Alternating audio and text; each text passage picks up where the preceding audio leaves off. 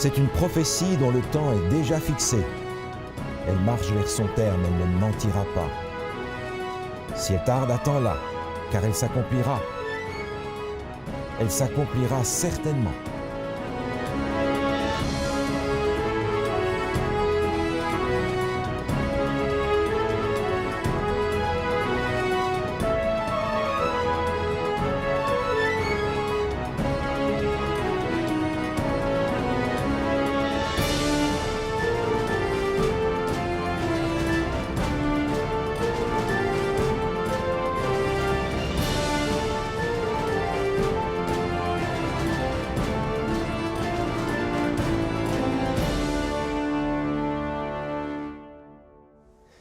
Bonjour à tous et à toutes, chers auditeurs. L'équipe de Mieux Vivre est très heureuse et enthousiaste de vous présenter aujourd'hui la toute première émission du livre de Daniel. On va couvrir aujourd'hui le chapitre 1. Et pour nous aider à mieux comprendre, j'invite le pasteur Scalier à venir me rejoindre. Bonjour, pasteur Scalier. Bonjour, Michael. Alors aujourd'hui, nous allons découvrir qui est Daniel, qui sont ses amis, découvrir le contexte dans lequel Daniel se trouve, contexte de Babylone et de la déportation, durant lequel tout le livre de Daniel va se dérouler. Excellent. Alors, pasteur Scalier, comme vous l'aviez mentionné, le livre de Daniel étant un livre historique, on aimerait que vous nous introduisiez dans ce contexte-là historique. Qu'est-ce qui se passait à cette époque-là? Alors, le premier verset du premier chapitre de Daniel nous met dans un contexte de guerre et de conflit. OK. Ce texte est court, mais contient beaucoup de choses. La 3e année du règne de Joachim, roi de Juda, Nebuchadnezzar, roi de Babylone, marcha contre Jérusalem et l'assiégea. En réalité, l'histoire commence quelques années plus tôt sous le règne du roi Josias, roi de Juda. Le pharaon, le roi d'Égypte, veut remonter vers le pays de Babylone pour l'affronter. Et cette fois-ci, c'est Josias qui veut lui barrer la route. Josias va perdre la bataille, il va perdre la vie. Et quelques années plus tard, en 605, Nécho va s'affronter avec le roi de Babylone, qui est Nebuchadnezzar. OK. Et là, on est en 605 à la bataille de Carchemish. Cette fois-ci, la région change de maître. C'est maintenant Nebuchadnezzar et l'empire babylonien qui va dominer sur cette région-là. Et évidemment, le royaume de Juda va être inclus là-dedans.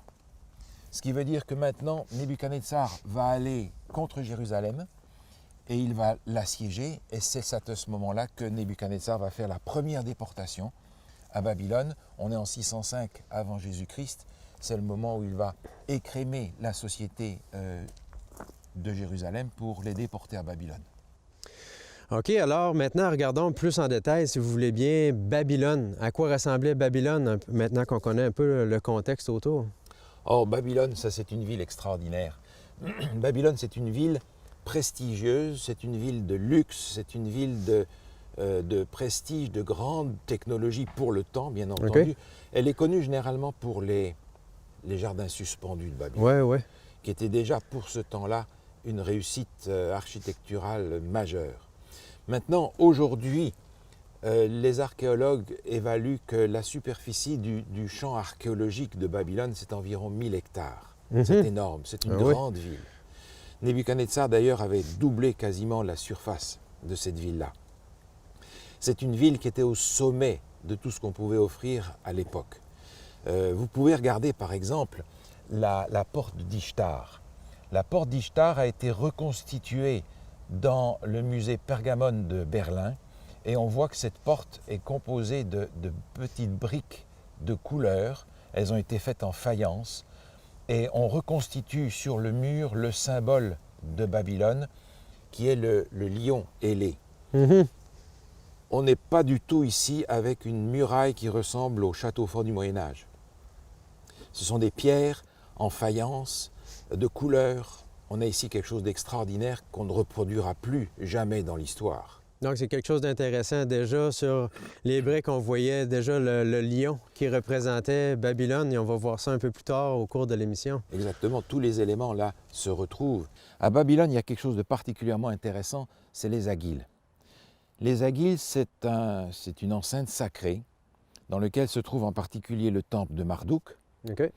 Esagil, c'est une contraction d'une expression beaucoup plus longue en babylonien qui veut dire le temple a la tête très élevée.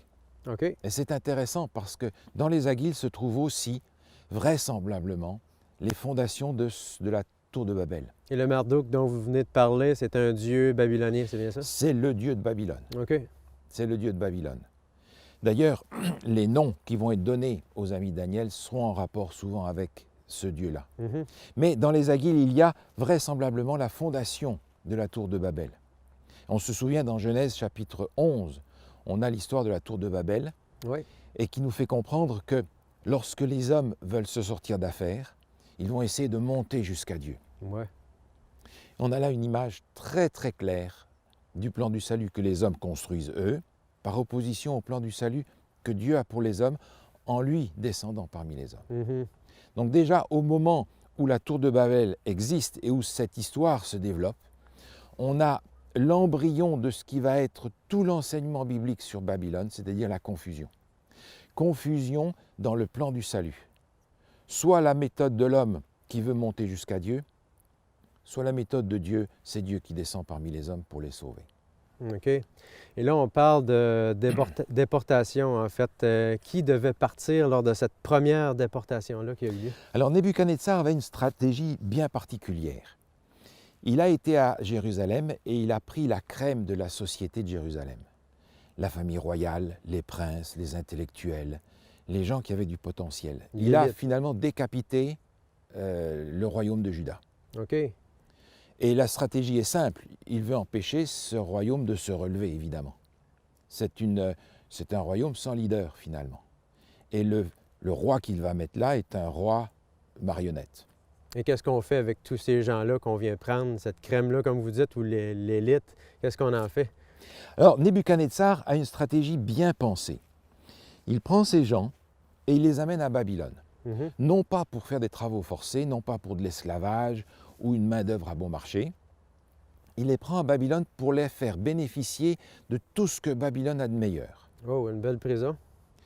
C'est une cage dorée. OK.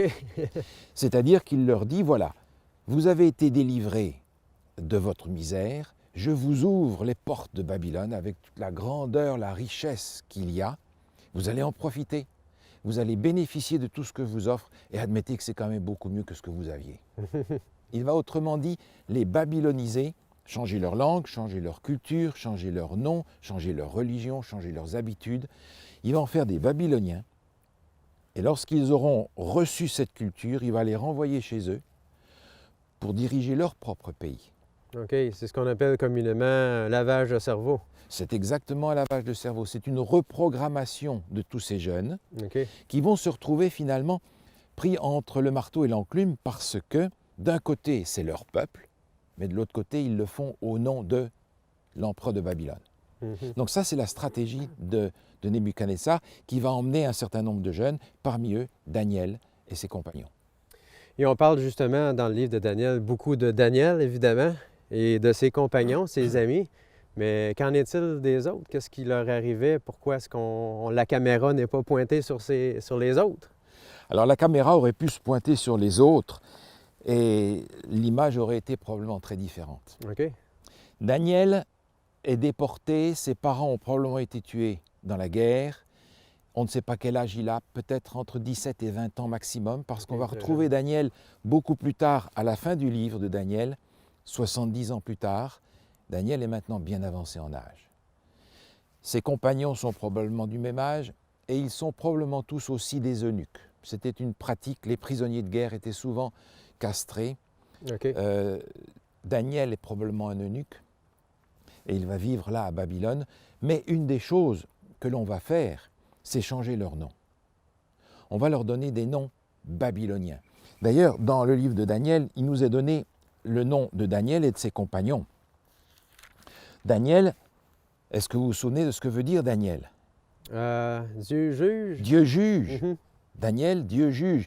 Et la question du jugement est au centre du livre de Daniel aussi. On a Daniel, on a Anania qui veut dire Dieu est miséricordieux. On a Michaël, ça vous devez savoir ce que ça veut dire. Comme Dieu, quelque chose comme ça? Oui, c'est un nom difficile à porter. Très comme difficile. Dieu. Et puis Azaria, Dieu aide. OK. Ce sont donc des noms qui sont tous en rapport avec Dieu. Mhm. Mais maintenant, on va leur donner des noms qui sont en rapport avec les dieux de Babylone. OK. Shadrach, Meshach, Abednego, et Daniel va s'appeler Belshazzar. Donc le nom est changé. Et le nom, c'est extrêmement important parce que dans la mentalité biblique, le nom, c'est l'identité. On va changer leur identité, changer leur personnalité, en faire de nouvelles personnes, complètement. Un changement profond. Et Daniel et ses compagnons vont résister à cette transformation qu'on veut leur imposer. OK. Donc, Daniel est déporté à Babylone. C'est le prophète, on peut dire, de la déportation. Qu'est-ce qui se passe derrière à Jérusalem? Oui, ça c'est intéressant parce que Dieu, en réalité, suit vraiment son peuple de très près. Mhm. Quand les déportés sont à Babylone, Daniel est avec eux. Et à Jérusalem, où maintenant il n'y a pratiquement plus de leader, il y a Jérémie. Et Jérémie va plaider avec le peuple pour qu'ils acceptent de se soumettre au roi de Babylone. C'est en fait la discipline de Dieu. C'est le plan de Dieu. Et Dieu leur dit par le prophète, soumettez-vous au roi de Babylone. Il y en a une promesse, c'est la promesse de la restauration dans 70 ans. OK. Et il y a aussi quelque chose de particulier dans le chapitre 1 du livre de Daniel. En fait, cette histoire un peu curieuse. On parle de nourriture, on se demande Oui. qu'est-ce que ça fait dans l'histoire. Oui, c'est une histoire un peu particulière. On a l'impression que le livre de Daniel commence d'une manière inappropriée pour un livre prophétique si important. Daniel et ses compagnons se trouvent dans une situation où il n'y a plus le cadre habituel qui les tient. Ils n'ont plus leurs parents, il n'y a plus les prêtres non plus pour leur dire ce qu'il faut faire, il n'y a plus le contexte social non plus. Ils sont livrés à eux-mêmes. Et c'est intéressant de se dire, qui est-ce que je suis quand je suis tout seul? Qui est-ce que je suis quand personne ne me regarde? Ils sont vraiment mis à l'épreuve. Ils sont mis à l'épreuve, ils sont livrés à eux-mêmes. Qu'est-ce qu'ils vont faire des valeurs qu'ils ont reçues? Mhm. Et c'est intéressant de voir que ces jeunes gens, qui sont encore des adolescents finalement, ont été instruits de telle manière que, livrés à eux-mêmes, ils vont avoir intégré ces valeurs comme étant leurs valeurs et ils vont les vivre. Le texte nous rappelle qu'il y a dans les Écritures des indications sur les lois, OK. les lois sanitaires. Oui, oui. Et ces lois ne sont pas là par hasard, elles sont parce que Dieu voulait leur donner une santé, leur donner un bien-être. Et dans le livre du prophète Ésaïe, au chapitre 48, il est dit ceci. « Oh, si tu étais attentif à mes commandements, ton bien-être serait comme un fleuve et ton bonheur comme les flots de la mer. » Donc Daniel et ses compagnons veulent vivre cela, ils veulent obéir à cela. Et finalement, la seule obéissance qui ait une valeur, c'est celle qui est le fruit d'une conversion, d'une conviction personnelle. Et c'est ce qu'ils vont vivre justement à ce moment-là. Et comme on disait, la caméra est tournée vers Daniel et ses amis. Et je pense qu'il y avait aussi d'autres amis ou d'autres connaissances, du moins d'autres gens qui avaient été déportés. Qu'est-ce qui se passait avec ces autres personnes-là? On n'en parle pas des autres, OK. mais on sait qu'ils sont là. Pour eux, c'était beaucoup plus facile de dire « Ah, mais on est arrivé là, on a les pieds dans la crème, allons-y, profitons de ce qui est là. » Profitons-en, c'est ça.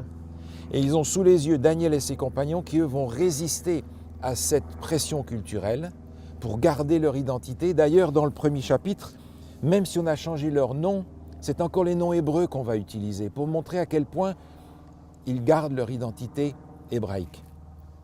Et le texte clé, c'est le texte du verset 8 où il est dit ici « Daniel résolut de ne pas se souiller par les mets du roi et par le vin dont le roi buvait. » Donc, il se tient devant tout le monde, devant les chefs, devant ses amis, ceux qui étaient avec lui à Jérusalem. Et il refuse de manger ou de boire. Qu'est-ce qui vient de la table du roi? C'est un peu une insulte pour tous ces gens-là. Mais en même temps, j'imagine la pression sociale que devait devoir supporter Daniel et aussi ses amis. C'est énorme, parce que ce refus est véritablement une insulte, une résistance, une rébellion. Maintenant, ils vont proposer autre chose. Ils vont dire, voilà, on a quelque chose de meilleur que ce que vous avez. Mieux que ce qu'il y a sur la table du roi. Ça, c'est tout à fait contraire à la stratégie de Babylone qui leur dit, je vous offre le meilleur qu'il y a. Et Daniel et ses compagnons disent, non, non, non, nous, on a mieux que ça. OK. Et on va te montrer comment. donne-nous à manger des légumes et donne-nous de l'eau à boire pendant 10 jours. Des légumes et de l'eau. Tout simplement. OK. Régime vraiment drastique. Ouais. Hein. Mais après 10 jours, ces jeunes vont apparaître plus intelligents, plus attentifs, plus fins dans leur analyse des choses, plus capables de faire face aux examens qui leur sont présentés. Et ils doivent vivre cela pendant 3 années, nous dit le texte. À la fin de ces 3 années de formation ou de reformation, ouais. Nebuchadnezzar veut les tester pour voir si on va pouvoir faire d'eux des leaders ou pas. Et lorsque ils sont présentés au roi, on les trouve plus intelligents, en meilleure forme physique, prêts. Et c'est de cette manière-là, en réalité, que Daniel et ses compagnons vont montrer leur fidélité. À cause de cette fidélité dans les petites choses, Dieu pourra leur confier des grandes choses. OK. Et c'est extrêmement important parce qu'à ce moment-là, Daniel est en train de dire aux autres, je reste un serviteur de Dieu où que je sois. Et nous avons ce même défi aujourd'hui, d'être des serviteurs de Dieu, fidèles, où que nous soyons, quel que soit le contexte. Notre fidélité ne peut pas dépendre du contexte dans lequel on se trouve. Donc, cette histoire de nourriture, finalement, fait un peu plus de sens. C'est une épreuve, si on peut dire, pour la fidélité de Daniel. Donc, est-ce qu'il y a d'autres leçons qu'on pourrait tirer de ce passage-là? Oui, c'est un chapitre important pour nous, parce que dans ce premier chapitre, on voit à qui on a affaire avec Daniel. Un homme fidèle dès son jeune âge. Et à cause de cette fidélité, Dieu va pouvoir lui confier le ministère de prophète. Ouais. Quand on va lire les chapitres suivants, chapitres 7 et 8, on va trouver le ministère de Daniel, mais on va se dire, mais qui est-il comme prophète? Est-ce que ça vaut la peine de l'écouter? Est-ce que c'est un vrai prophète? Et nous avons dans les Écritures des indications sur les prophètes. Jésus dit, gardez-vous des faux prophètes. Vous les reconnaîtrez à leurs fruits. Ouais.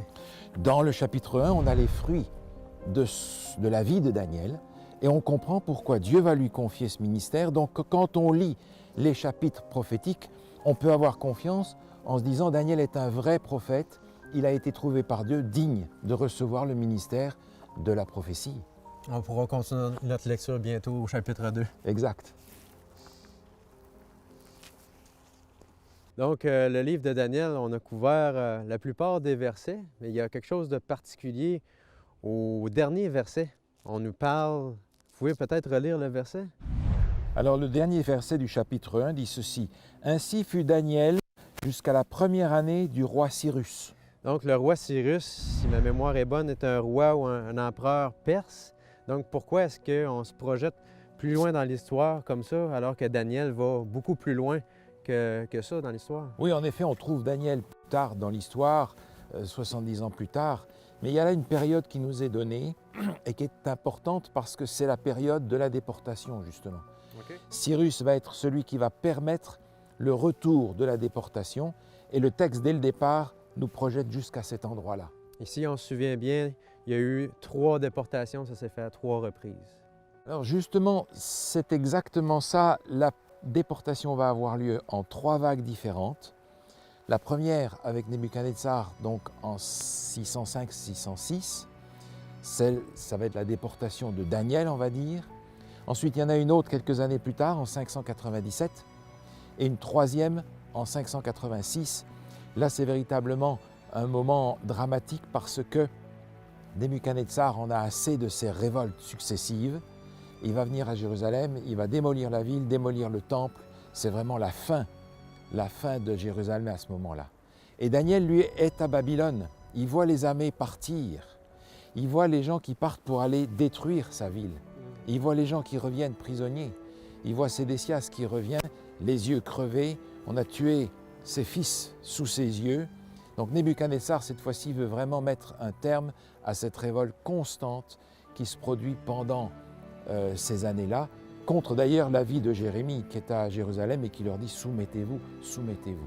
C'est un message, je pense, qui est assez clair aussi de la part du roi Nebuchadnezzar. Lorsque le Sédécias revient, les yeux crevés, quel message est donné pour ceux qui sont déjà à Babylone? Vous avez intérêt à suivre nos directives? C'est un acte d'autorité pour leur faire comprendre, c'est moi le patron ici. Mais le texte de Daniel au chapitre 1 nous propulse jusqu'à l'époque de Cyrus. Et c'est intéressant parce que cette période-là de 70 ans, on la retrouve donc entre 606 et 536 quand Cyrus va permettre aux Juifs de rentrer, de reconstruire le temple. Et le retour va aussi se faire en 3 étapes. 3 édits qui vont être promulgués pour permettre aux Juifs de reconstruire le temple, de reconstruire la ville, de reconstruire les murs. On a ces édits-là d'ailleurs dans le livre du prophète Esdras, qui nous les rapporte. Et c'est particulièrement intéressant de voir à quel point Cyrus, lui, va être le réalisateur de la prophétie biblique. On sait, d'après le prophète Jérémie, Daniel le savait aussi, que cette prophétie, que cette déportation va durer 70 ans d'après la prophétie. Dans Jérémie, au chapitre 29, il est dit « Dès que 70 ans seront écoulés pour Babylone, je me souviendrai de vous et j'accomplirai à votre égard ma bonne parole en vous ramenant dans ce lieu. » Donc, pour ceux qui connaissaient la parole de Dieu à cette époque-là, c'était une très bonne nouvelle de savoir que Dieu allait intervenir. Il allait intervenir et déjà l'idée de voir ça pendant 70 ans est un message pour eux. Parce que c'est le chiffre de la grâce, c'est une période de grâce qui s'est ouverte pour eux, bien que ce soit une déportation. Et on imagine facilement maintenant Daniel qui parle avec Cyrus 70 ans plus tard et qui lui dit « Mais mon ami, nos prophètes avaient parlé de toi. » Et Daniel a beau jeu de prendre le prophète Ésaïe et de lui montrer au chapitre 44 ce que le prophète a écrit. Et justement, on a dans les découvertes qui ont été faites le livre d'Ésaïe dans les manuscrits de la mer Morte. Le rouleau d'Ésaïe est un des pièces maîtresses des manuscrits de la mer Morte, un grand rouleau de 17 mètres de long, où on a le texte du prophète Ésaïe dans son intégralité. Et au chapitre 44, il est écrit ceci. « Je dis à Cyrus, il est mon berger, et il accomplira ma volonté. Il dira de Jérusalem qu'elle soit rebâtie et du temple qu'il soit fondé. » Alors on imagine Daniel qui ouvre la prophétie, qui montre ça à Cyrus et qui lui dit « Regarde, Ésaïe a écrit ça il y a entre 150 et 200 ans en arrière. Tu n'existais pas. Tu n'étais de loin pas né, ton nom est là. Dieu avait prévu quelque chose pour toi en rapport avec le peuple. » On peut imaginer l'effet que ça a eu sur Cyrus. Un impact extraordinaire. Cyrus a dû lutter contre ça, probablement. Le chapitre 11 nous en parle. Mais finalement, longtemps avant, la prophétie avait annoncé. Ce qui fait que dans ce chapitre 1, nous avons d'une part l'authenticité de Daniel comme un véritable prophète parce qu'il s'est montré fidèle. Et ce que Daniel annonce est finalement aussi en harmonie avec ce que les autres prophètes des Écritures ont annoncé. Donc, si je comprends bien, les prophéties d'Ésaïe, de Daniel et de Jérémie corroborent et s'en vont toutes les trois dans la même direction. Tout à fait. Et non seulement Ésaïe, Jérémie et Daniel, mais on a aussi les prophéties que Jésus a données dans l'Évangile selon Matthieu, au chapitre 24, où il introduit des éléments qui sont en rapport avec cette prophétie-là. Et c'est utile de voir que toutes ces prophéties vont dans le même sens et nous indiquent que, comme on l'a dans le Nouveau Testament, ce ne sont pas des gens qui se sont assis et qui ont dit « on va faire un livre ». C'est poussé par le Saint-Esprit que des hommes ont parlé de la part de Dieu. Ils ont donc amené le message biblique qui leur a été donné par révélation dans les songes et les divisions, comme nous dit le texte de Nombre, et ils ont apporté ici une révélation qui va courir jusqu'à la fin des temps. OK. Donc, Pasteur Scalier, nous sommes déjà arrivés à la fin du chapitre 1 de Daniel. Donc, ce serait le moment de se poser comme question, quelle conclusion est-ce qu'on peut tirer de la lecture de ce chapitre-là? Dans ce chapitre, nous est présenté le caractère de Dieu, de Daniel et de Babylone. Dieu est présenté dans ce chapitre comme celui qui prend soin de son peuple, qui le discipline, mais qui le dirige et qui le protège. C'est un Dieu fiable. On a le caractère de Daniel. Daniel est un homme sur qui Dieu peut s'appuyer, Dieu peut lui faire confiance. Dieu peut investir sur ce jeune un don particulier pour le bénéfice de son peuple. Et puis on a le caractère de Babylone aussi. Le caractère de Babylone, c'est le caractère que l'on va retrouver tout au travers du récit biblique. Nous avons besoin de ces chapitres-là pour comprendre qui est Babylone. Nous avons besoin de découvrir dans le livre de Daniel la véritable identité de Babylone, dans le texte biblique, de façon à ne pas nous tromper lorsqu'on va arriver dans le texte qui nous parle de la Babylone spirituelle. C'est dans le texte historique que l'on va découvrir justement l'identité de Babylone, l'identité des personnages qui sont là. Et en opposition avec ça, nous avons le prophète Daniel. Et vous vous souvenez de ce passage où Jésus raconte dans l'Évangile selon Matthieu la parabole des ouvriers des talents. Un maître a de la richesse, il va confier cette richesse à ses serviteurs, il va partir en voyage, et puis lorsqu'il revient, il va demander des comptes. Et suivant ce qu'ils auront fait de cet argent, le maître va donner une réponse différente. Et on a ici dans l'Évangile de Matthieu au chapitre 25 ce texte où le maître dit à son serviteur qui revient « C'est bien, bon et fidèle serviteur, tu as été fidèle en peu de choses, je te confierai beaucoup, entre dans la joie de ton maître. » C'est exactement ce qui se passe avec Daniel. Dieu lui confie peu de choses. Et dans la mesure où il est fidèle à ce peu de choses, Dieu va pouvoir lui confier beaucoup plus. L'identité de Daniel, le caractère de Daniel qui apparaît dans ce premier chapitre et dans les autres chapitres d'ailleurs du livre de Daniel, nous parle aussi du caractère que nous avons besoin de développer, alors que nous allons nous être confrontés non pas à la prophétie de ces événements, mais à la réalité de ces événements.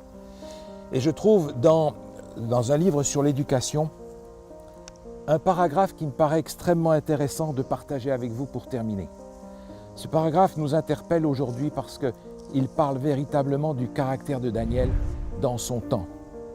Il est écrit ceci: « L'histoire de Joseph et de Daniel nous offre un exemple de ce que Dieu veut faire pour ceux qui mettent en lui leur confiance et cherchent de tout leur cœur à accomplir sa volonté.